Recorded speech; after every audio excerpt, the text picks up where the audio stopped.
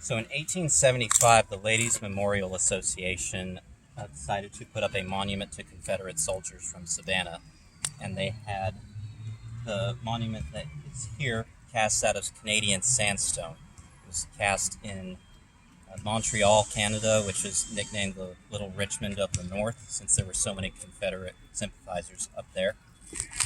And they transported it down here. They wanted to be sure, first off, that it was made out of no Yankee materials and that it would not touch Yankee soil until it reached down here in the South.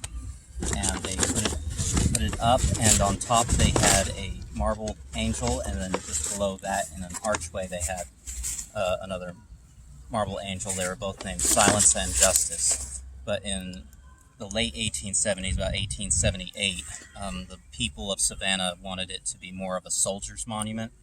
So they had Captain Hamilton Branch, who was an influential militia officer from here who served in the war, pose in his uniform. He wore the hat that he wore at the first big battle of the war, First Battle of Manassas.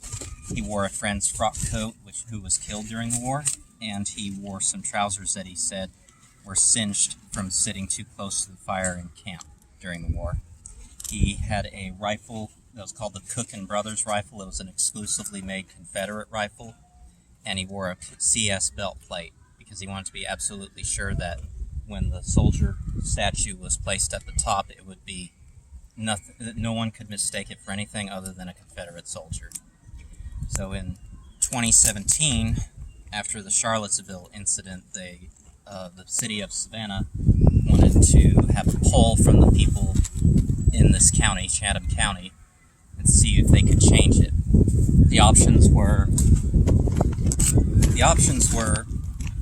leave it as it is,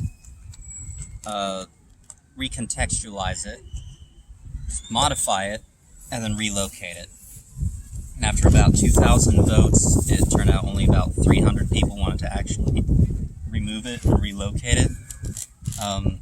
2 out of 3 people wanted the monument to not change in any way, shape, or form. Mm-hmm. And the national poll, it was about 3-1. No one wanted it to, 3-1. People didn't want it to change anyway. Mm-hmm. But the city council, of course, didn't get the hint, and they decided to recontextualize it as a Civil War memorial and not a Confederate memorial, implying that that could be anyone's soldier on top of the statue. Well, the statue's got a Confederate rifle, he's got a Confederate frock coat, he's got a CS belt plate, and on the side there it says, "To our Confederate dead." So Yes. that is all the contextualizing it needs, if you ask me. Yeah. Right. So Mr. Branch's statue was put up there in 1881, and it has sat there ever since. And it is under the, I believe that it's the United Daughters of the Confederacy that owns the monument.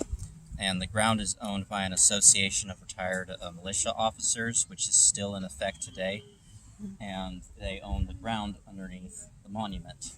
And it is deeded with the city of Savannah to,